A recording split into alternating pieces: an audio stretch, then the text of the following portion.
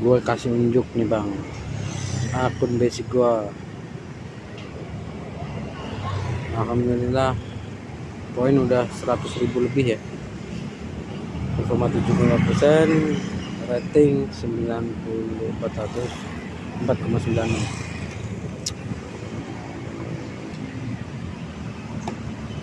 Ini gue baru jalan besok minggu genep 1 bulan terapi under ya. Jadi perbedaan antara main argo-argo jauh terus gue pindah langsung pengen main under, jadi hasilnya boleh dibilang luar biasa. Oke, kita lihat nih. Ini hari ini delay-nya luar biasa. Saya hampir nyerah ya. Langsung aja. Nih.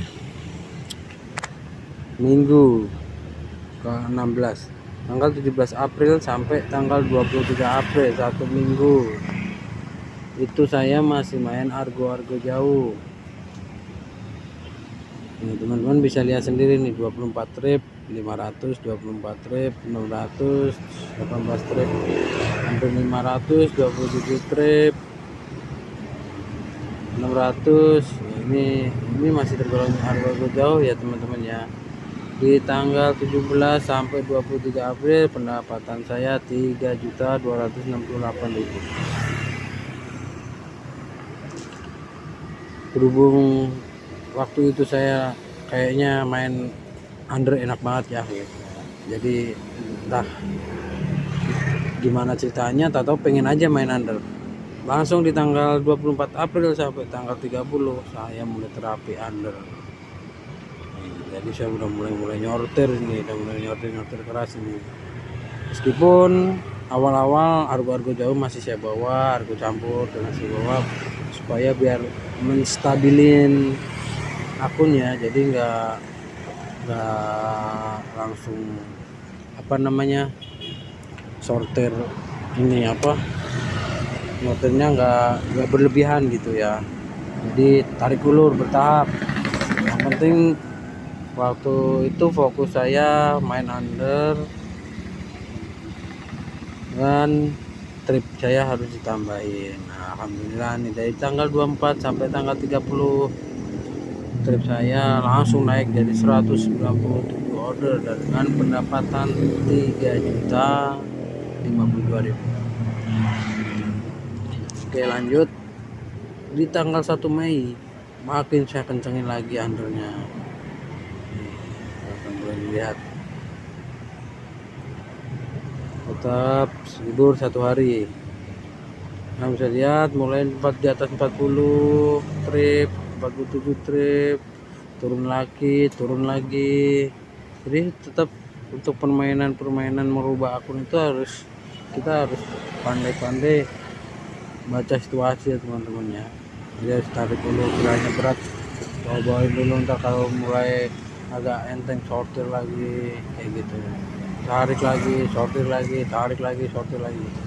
Jadi sesuai dengan kebutuhan akun sendiri, dengan kebutuhan kekuatan akun itu sendiri ya, jangan sampai drop. Jadi ketika sortir perhatikan pendapatan, perhatikan tripnya kita. Lanjut di tanggal 8 Mei sampai 14 Mei saya kencengin lagi, jadi 252 trip dalam waktu 1 minggu. Ini teman-teman kalian bisa lihat ya. Nah, ini udah kebentuk under nih, ini udah hampir 90% under lah ya untuk pendapatan seperti ini. Meskipun masih ada yang argo-argo jauh gitu, belum sempurna, belum jadi dominan under. Ini masih ada yang argo-argo jauh, masih ada yang nempel. Jadi ini pendapatan mulai menurun teman-teman. Nah, ini dengan berat hati saya harus berjuang keras ini tanpa libur nih. Cuman kalau main under enaknya saya nggak perlu jauh-jauh gitu. Nah gitu teman-teman, ini di tanggal 8 Mei sampai 14 Mei itu pendapatan saya 3.118.000. dengan trip 252 trip per minggu nih. Alhamdulillah banget ini udah mulai bentuk ya teman-teman. Di minggu ini pendapatan saya turun karena di lapangan emang orderannya menurun. Hari Rabu libur, bisa baru dapat 18 trip. Kemarin alhamdulillah masih 39, turun lagi 23, naik lagi 42, turun lagi, jadi kayak gitu ya teman-teman ya. Jadi kita harus pintar-pintar membaca situasi di lapangan. Ini gara-garanya hari Rabu nih libur ya teman-teman, jadi ya itu resikonya under. Jadi ya gitulah, anak sekolah nggak ada, kerja nggak ada, layanan yang jauh masih agak kurang nih. Pendapatan saya baru 2.242.000, tapi insya Allah minggu depan ini udah genep 1 bulan saya terapi. Insya Allah minggu depan udah mulai ngangkat lagi, maksudnya udah mulai kebentuk undernya, dan nanti bakal gua kencangin lagi undernya. Mungkin gua keluar agak pagian ya, karena ini rata-rata gua keluar masih di atas jam 7 jam 8 baru saya keluar. Harusnya pemain under itu paling efektif keluar subuh ya, karena orderan-orderan ke stasiun, ke tempat-tempat apa perbelanjaan gitu, aktivitasnya pagi itu banyak anak sekolah gitu. Jadi gue lewatin tuh jam-jam ya, kadang-kadang bisa bangun, kadang-kadang enggak, karena efek kebiasaan main long trip dulu. Jadi startnya selalu jam 9 jam 10, jadi untuk bangun pagi saya agak susah. Oke teman-teman, ini hasil gua terapi ya teman-teman. Ini gua bukannya mau pamer, nah, ini gua masih on beat. Gua cuma mau menunjukkan kepada kalian semua, mau sharing ini loh perjalanan gua saat gua on beat, saat gua ngebentuk layanan itu dari long trip ke under ya, seperti ini gitu teman-teman.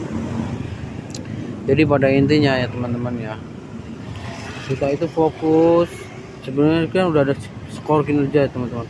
Kita fokus hanya dengan penyelesaian order sama penerimaan order aja, itu sebenarnya udah bisa kita buat acuan buat ngebentuk akun kita teman-teman ya. Ini dari tanggal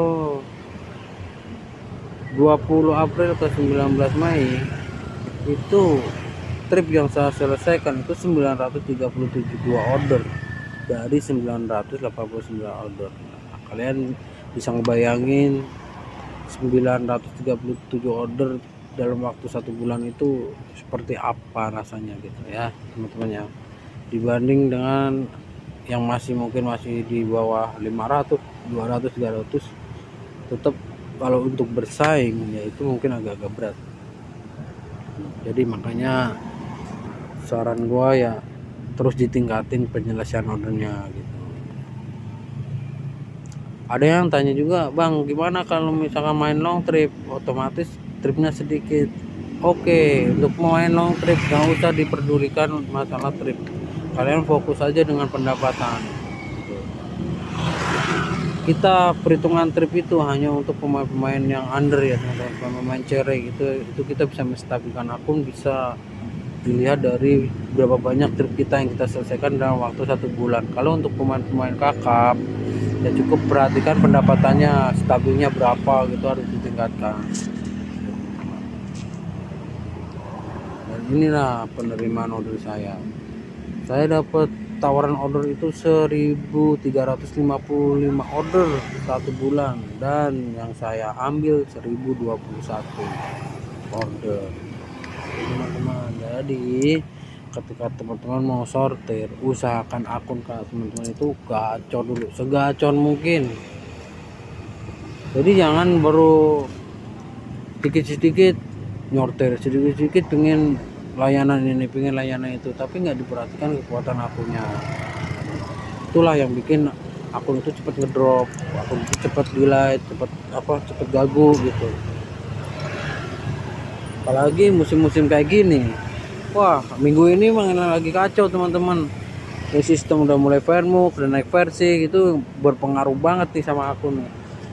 Jangan kan akun teman-teman yang kemarin habis libur panjang terus narik masih kayak sehari 5 trip, sehari 10 trip paling banyak gitu. Yang saya aja udah 900 order aja masih berat banget ini gitu kan kasarannya. Kita juga nggak tahu juga ya sistem sekarang itu maunya mau dibawa kemana, apa gara-gara GoFood goceng pembaruan terus atau gara-gara apa ya, kita nggak bisa menerka-nerka ya. Semua nggak tahu apa maksud tujuan dari aplikator itu sendiri. Nah, kita sebagai mitra ya berusaha kerja bener aja lah ya, kita bismillah aja lah gitu teman-teman ya. Nah gitu teman-teman. Nah banyak yang nanya kan, kemarin juga ada yang nanya, bang skor kinerja gue 100% kenapa anyep gitu.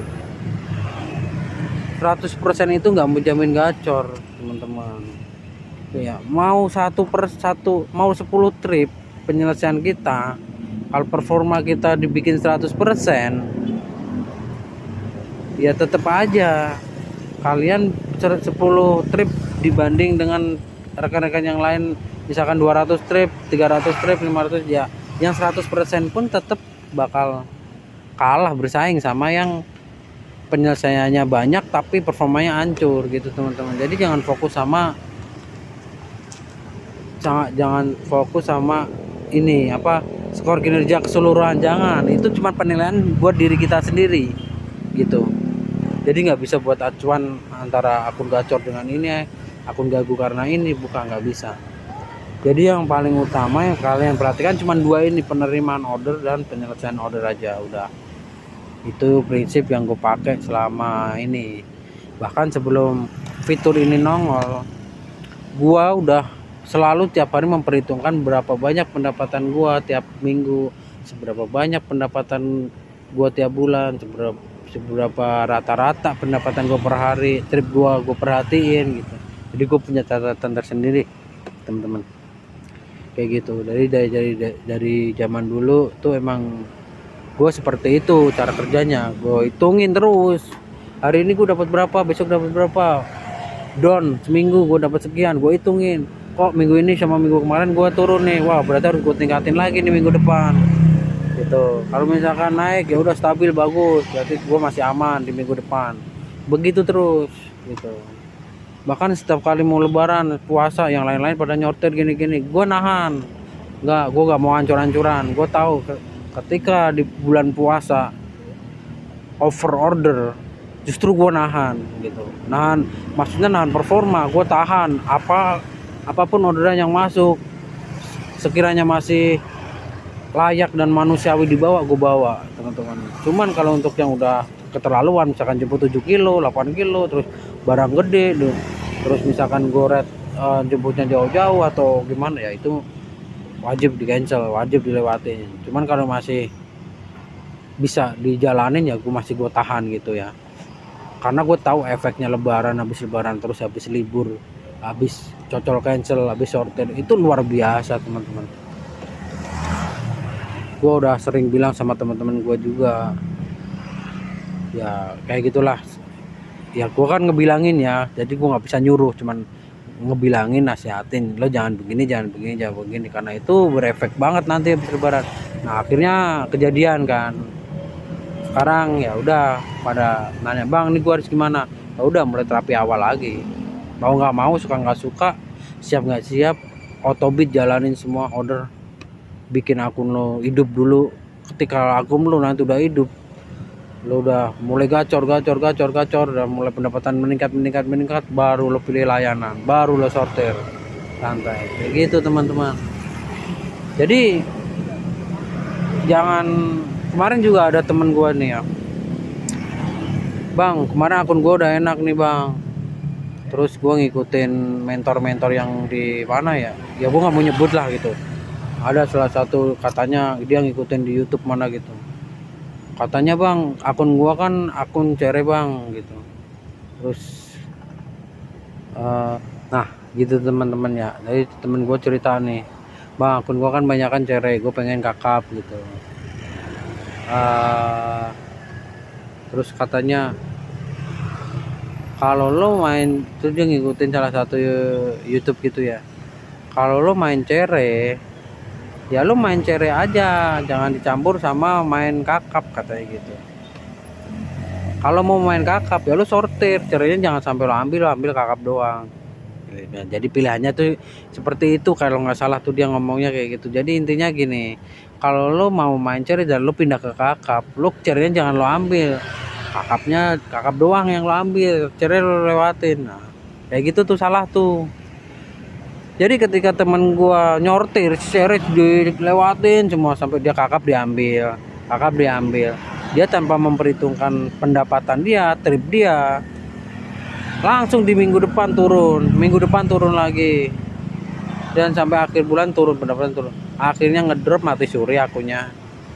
Mana akunnya belum kuat sebenarnya, masih pendapatannya masih stabil 200-an lah gitu ya.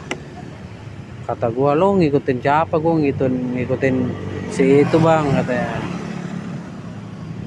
Terus gua harus gimana bang? Ya lo mentor lo gacor nggak? Udah gitu. Kagak bang, dia juga masih terapi ya. Mentor lo aja terapi, gimana lo nya? Jadi kadang-kadang gitu ya, lo punya mentor tapi penghasilan akun mentor lo aja anyep gitu, gimana bisa jadi mentor gitu.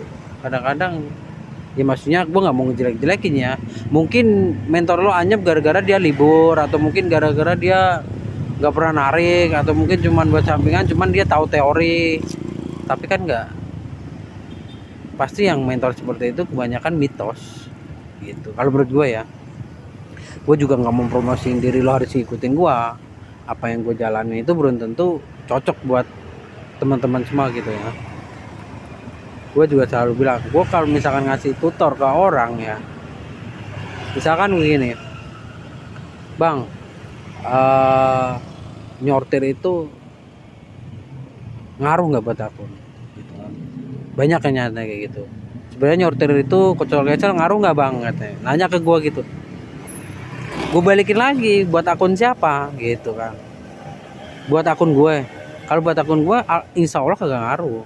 Kalau buat akun lo yang masih terapi, yang masih merintis, masih berjalan, habis anyep terus berjalan gitu ya, ya kalau lo nanya gue ya mending nggak usah.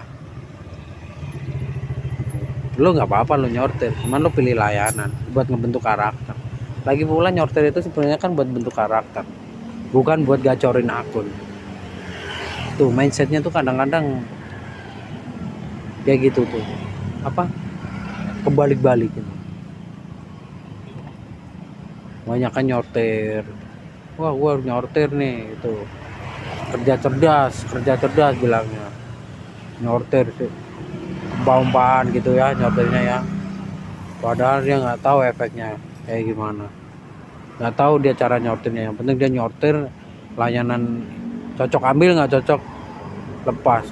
Tapi nggak diperhitungkan ini pola kinerjanya dia, kekuatan akun dia kayak gimana, ujung-ujungnya anyep.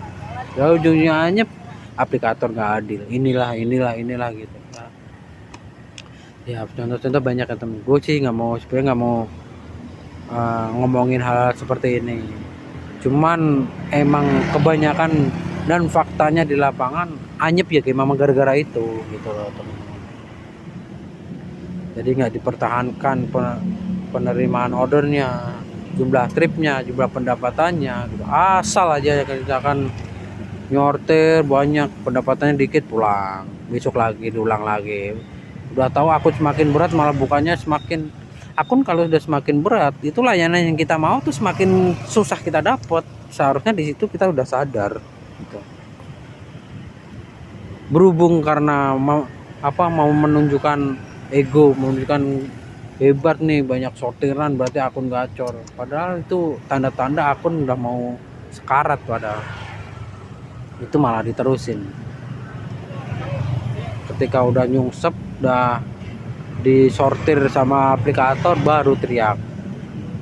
Jadi gue saranin sebelum itu kejadian, kalau akunnya udah gacor, sebelum kejadian stop sortir, tarik dulu, ketika udah lancar sortir lagi. Itu cuman buat ngebentuk akun ya. Gue ulangin lagi ya teman-teman, nyortir itu tujuannya hanya untuk membentuk karakter akun. Tuh yang kerja cerdas seperti itu. Jadi ketika pengen main under, ternyata kakapnya masih banyak ya, kakapnya dihilangin dikit buat main under. Kalau misalkan tadinya main under pengennya kakap, ya sama seperti itu juga nyortir. Itu wajib, kalau nggak nyortir akun lu nggak kebentuk. Ini khusus yang pengen ngebentuk akun. Mau ngebentuk layanan pun juga sama.